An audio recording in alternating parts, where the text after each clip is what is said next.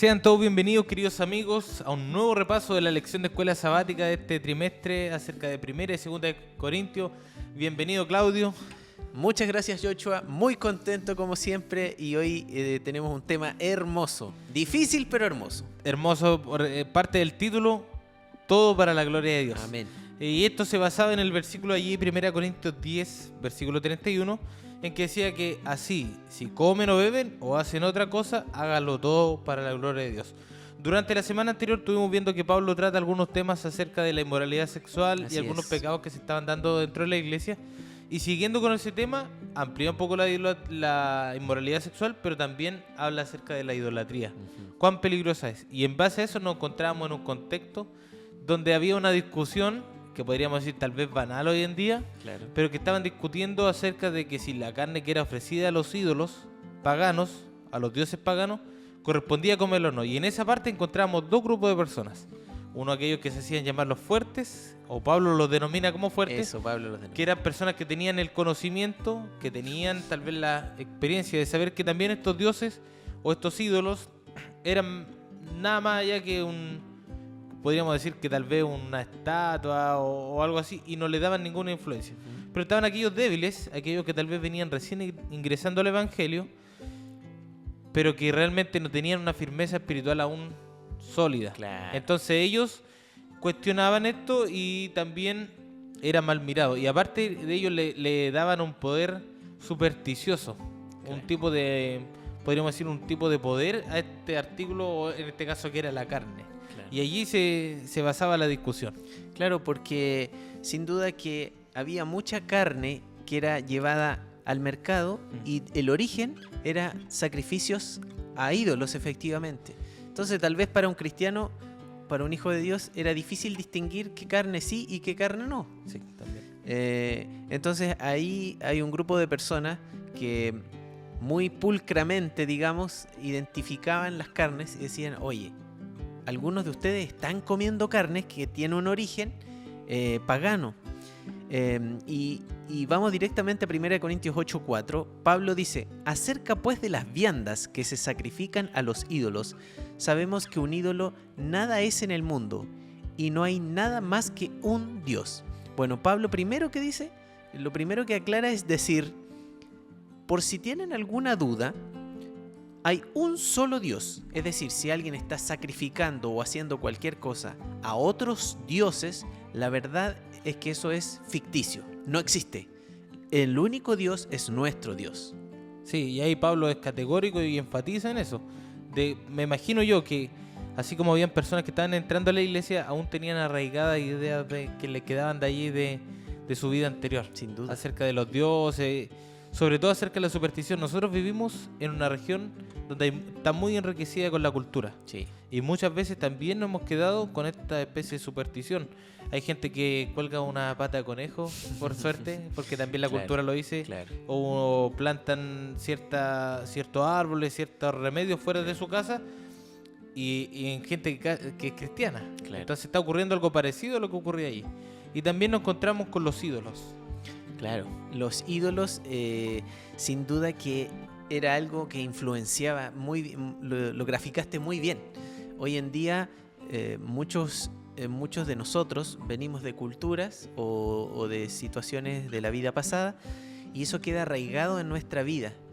En este caso había gente que tenía creencias en otros dioses y de alguna manera eso estaba afectando porque había dos grupos, como dijiste tú, los fuertes que llama el apóstol Pablo, que no se complicaban tanto con la alimentación, no dedicando su vida a adorar ídolos, pero tal vez por alguna otra razón consumían carne.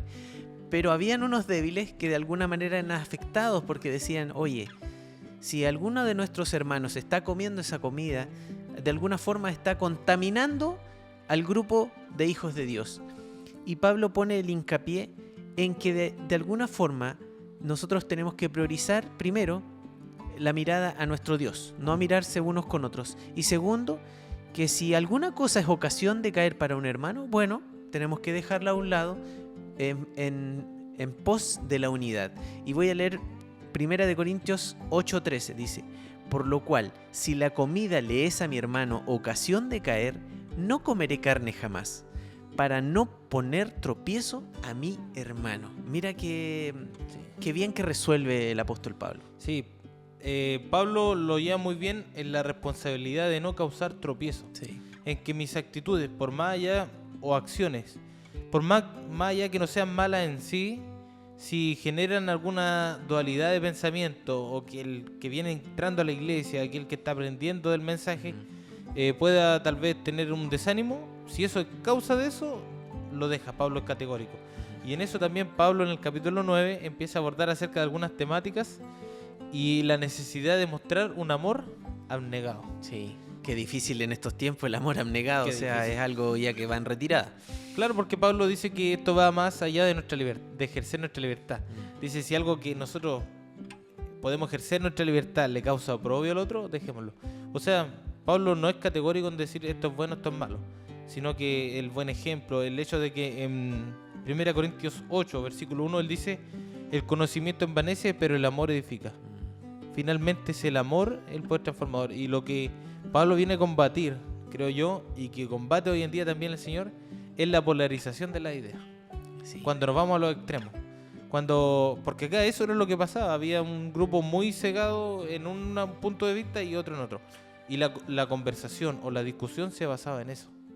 Y cuando nosotros nos empezamos a enfocar en esas cosas y no en lo que realmente Cristo nos pide, es cuando pasan los conflictos y pasan todas estas cosas. Y Pablo no estuvo ajeno a la crítica, ¿eh? Fíjate que llama la Eso. atención que en 1 Corintios 9:4 dice, ¿acaso no tenemos derecho de comer y beber? Y lo hace en el contexto de que comenzaron a recibir algunas críticas en relación a la manutención que los apóstoles recibían para poder de alguna manera desenvolverse en la vida, porque esta gente dedicaba todo su tiempo y con esmero a predicar el evangelio. Entonces esto comenzó a ser un problema y Pablo para eso lo que hace es dedicar su vida para ganarse la vida haciendo tiendas de campaña. Sí. Es decir, él no lucraba con el evangelio. Hechos 18:3 dice, y como era del mismo oficio, se quedó con ellos y trabajaban juntos, pues el oficio de ellos era hacer tiendas. Es decir, Pablo dejó de lado a lo mejor el poder recibir un dinero o recibir algún beneficio de los creyentes y dedicó su vida a predicar, pero también trabajar. Hay ahí un sacrificio de parte del apóstol Pablo. Y que Pablo no lo hizo por querer nomás. Nos damos cuenta de que son 3 ejemplos los que él da. El primero es el apoyo material de la iglesia de los apóstoles. Y Pablo dice, ¿acaso no tenemos derecho a comer y a beber, como usted decía? El segundo era un derecho matrimonial. ¿Qué es lo que decía este derecho? O él decía, no tenemos derecho a traer con nosotros una hermana por mujer. Cuando uno de ellos era casado, la iglesia sustentaba todo su ministerio, podríamos decir. Y ahí encontramos algunos ejemplos como Priscila y Aquila, que probablemente era un ejemplo de esto.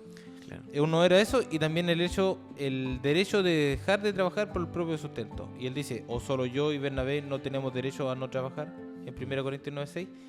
Y en todos estos casos el apóstol tenía derechos, pero los dejó de lado por amor abnegado a la obra de Dios. Qué maravilloso. O sea, él dijo, esto puede causar división, esto puede causar una discusión, y yo no quiero que el foco se pierda en eso. Quiero que el foco esté en que ellos puedan entender el amor de Dios. Fíjate que acá deja una lección igual. El evangelio consiste en dar, porque él daba tiempo, predicaba, exhortaba, etc. Pero también consiste en negarse o en restarse muchas veces. Y por ejemplo, la lección dejaba una pregunta así como retórica, desafiante. Dice, hay cosas que te corresponden, pero a las que sería mejor renunciar para ser un testigo más eficaz del Señor. Sí. Interesante. Una pregunta bien profunda. Interesante. Generalmente nosotros pensamos que nosotros tenemos que entregar determinada cosa, pero ¿qué pasa cuando alguien dice, oye, lo que estás haciendo está bien, pero hay algunas cosas que tienes que mejorar? ¿Cómo eso duele? Muchas veces nosotros decimos, bueno, si me van a criticar, me voy nomás. Ya, no hago más esto. Pero Pablo dice, ok, si hay algunas cosas que cambiar, las cambiamos. No hay problema, si el objetivo tiene que seguir adelante. Sí, a veces hay conductas que nosotros tenemos que cambiar. Y en eso está la humildad. Pablo aprendió, yo creo, de la humildad de Jesús, de que Jesús hasta en la última instancia sirvió. Amén. Incluso a los que lo iban a traicionar, Sí. incluso a los que lo iban a negar. Y de él tenemos... La vida de Jesús es un ejemplo y cada día podemos aprender lecciones valiosas de él. Entonces cuando nosotros tomamos una actitud que tal vez hoy día toma el mundo, de decir, no, yo soy así, me da Claro. lo mismo. Claro. Que al resto le moleste, a mí me da lo mismo. Y si ese pensamiento también lo hubiese tomado Pablo, ¿cómo hubiese sido? No Que, hubiera que- resultado. que lo de los corintios lo arreglen solo, yo estoy bien, que ellos cambien. No, Pablo es capaz de incluso dejar cosas que son buenas, que no eran cosas malas, para no causar... Y no estamos hablando de una persona que hubiese sido débil de carácter o poco influyente o que nadie consideraba. Era un hombre fuerte, Sí. con carácter fuerte. Recuerden que él, antes de ser un siervo de Dios, era un siervo del mal, destruía a los cristianos. Era un hombre muy decidido. Sí. Por lo tanto, aquí alguien podría pensar, bueno, es que a lo mejor era débil de carácter. No lo hacía por conveniencia. Él lo hacía con un solo objetivo, de que este evangelio fuera creciendo, Sí. que no hubieran obstáculos. Y por eso es que después le dice a los corintios en 1 Corintios 10 que ellos deben aprender de las cosas malas que ocurrieron en el pasado. Sí. El pueblo de Israel fue un pueblo rebelde, digámoslo abiertamente, fue un pueblo rebelde. Porque en algunas circunstancias ellos dejaron de lado el creer en Dios y volvieron a, dice la Biblia en 1 Corintios 10, 7 al 11, ni seáis idólatras como algunos de ellos, refiriéndose al pueblo de Israel.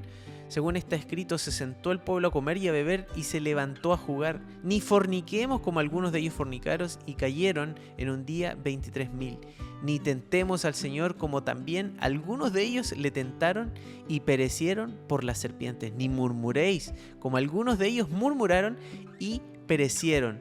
Y estas cosas les acontecieron como ejemplo, ¿ah? Y están escritas para amonestarnos a nosotros, a quienes han alcanzado los fines de los siglos. Mira qué curioso. Pablo les dice, estamos recibiendo un mensaje nuevo. Tenemos que dejar de lado tal vez algunas cosas, pero no olvidemos que cuando nos alejamos de Dios, las cosas pueden volver. Las cosas que estamos dejando pueden volver. Sí. Sin duda Israel es un ejemplo para nosotros. Puede ser lo bueno, puede ser lo malo, pero nos sirve de ejemplo. Nos sirve de ejemplo. Claro. Durante el cristianismo siempre buscamos algunos personajes bíblicos en los que buscamos falencias.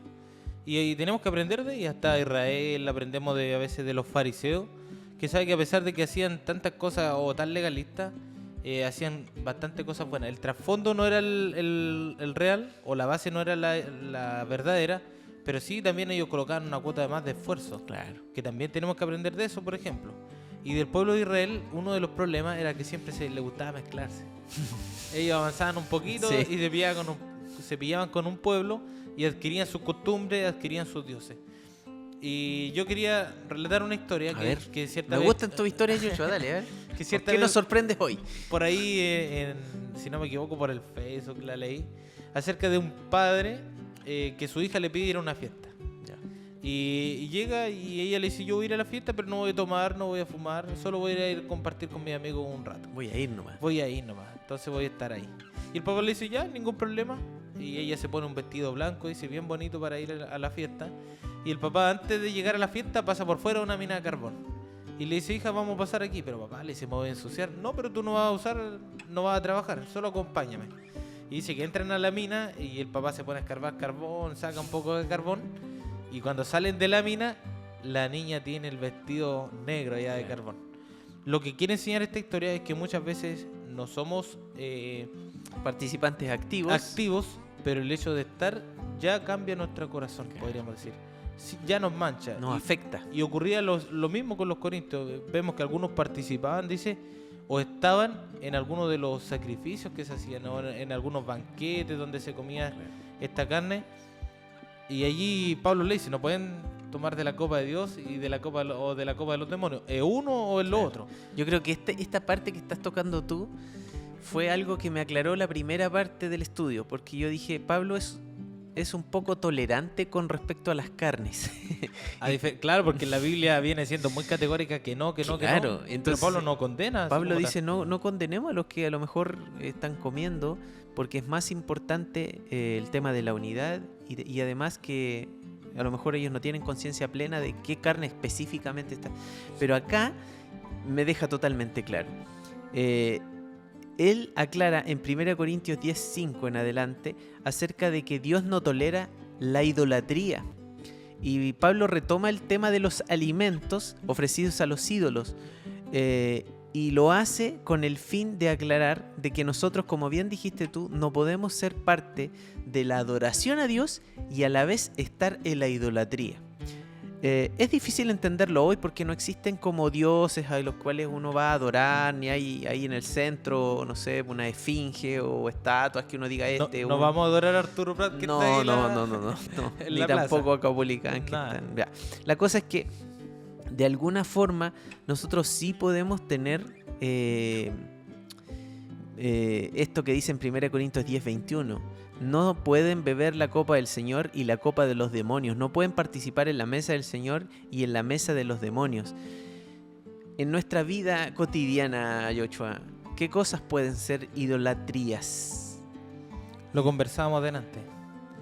Cuando nosotros, o el mundo en general, vemos que hay, por ejemplo, artistas, grupos musicales, actores, que siento yo que son los que tal vez ejercen una influencia más grande de los futbolistas.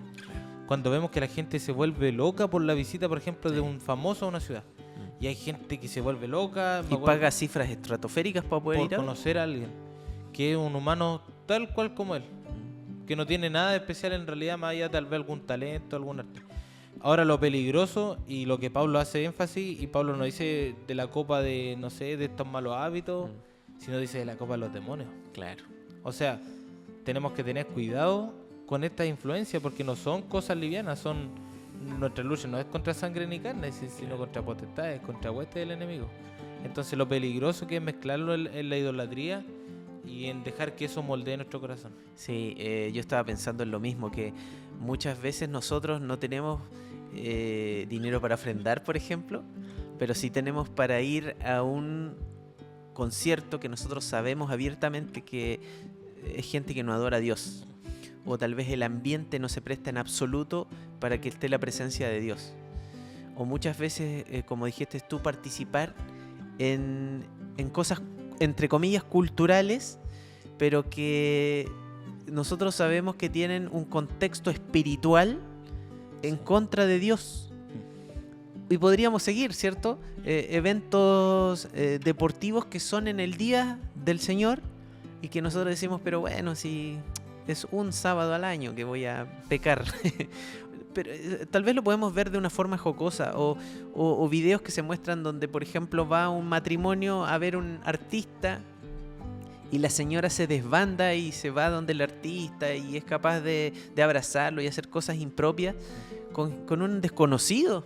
Y su esposo al frente. Y su esposo al frente, sorprendido, mirando. ¿Y por qué? Y yo hago la reflexión. ¿Y por qué somos capaces de desenfrenarnos frente a otro ser humano? Y la única explicación es que la verdad que no están las prioridades claras en nuestro cerebro. Sí, cuando somos llamados hijos de Cristo es porque somos imitadores de Él. Ahora, cuando nosotros o alguien sigue a otro artista o a cualquier persona, empieza a imitarlo también. Por supuesto. Y eso es lo peligroso porque finalmente los niños, por ejemplo, que seguían a Arturo Vidal, ¿cómo se cortaban el pelo? Igual. Como Arturo Vidal, ¿no? Llegaban y el que sigue una banda rock usa su camiseta, pero a donde vaya, hasta con terno. Claro. He visto.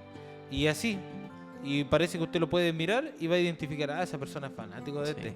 Sí. Y eso es lo que termina ocurriendo en nuestros corazones. Terminamos imitando esa... Y aunque parezca así como algo superficial, porque a veces lo vemos así como una polera, algo divertido, lo que tú dices es tan cierto que los verdaderos hijos de Dios comenzamos a tratar de buscar conversaciones de Dios con las personas que nos rodean. Tratamos de alguna forma de contagiarlo del espíritu que ha llegado a nuestra vida.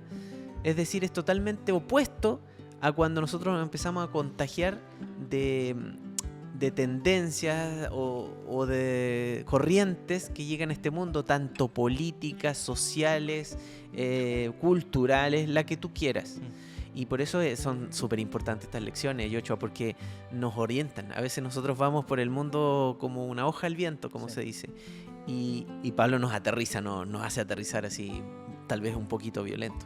Lo que me gusta de Pablo es que muchas veces, para algunas cosas bien radical, para otras finalmente lo deja en nuestras manos. Son nuestras decisiones.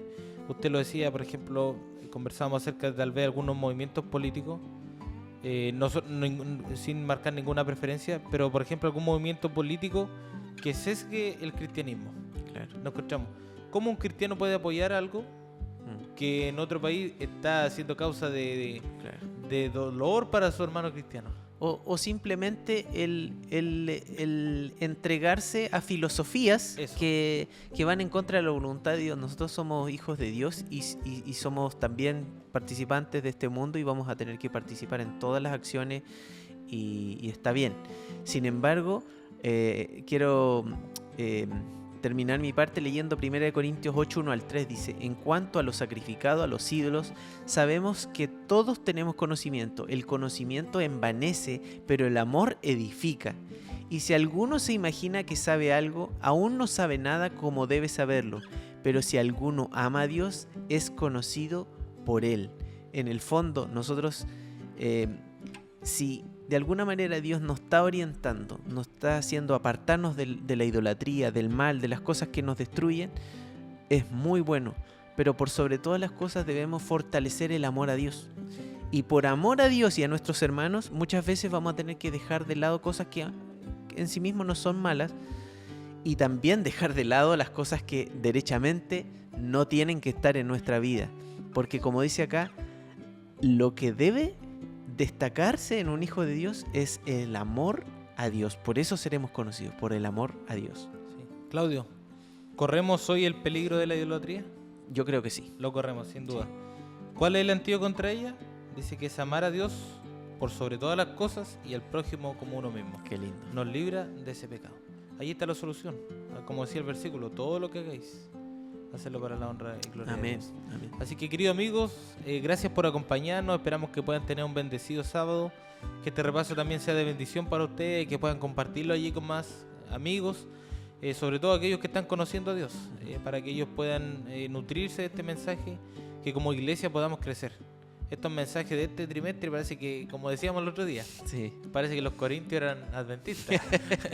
Y podamos aprender de estos mensajes, que son lecciones muy valiosas, de lo que tenemos mucho que rescatar. Bueno, y al finalizar, el objetivo de esto es también incentivar a los jóvenes, a los adultos, a todos en realidad, a estudiar estos valiosos temas que han sido preparados, yo creo, con el Espíritu de Dios, para que nos hoy día ando complicado con las palabras. Enriquezcamos.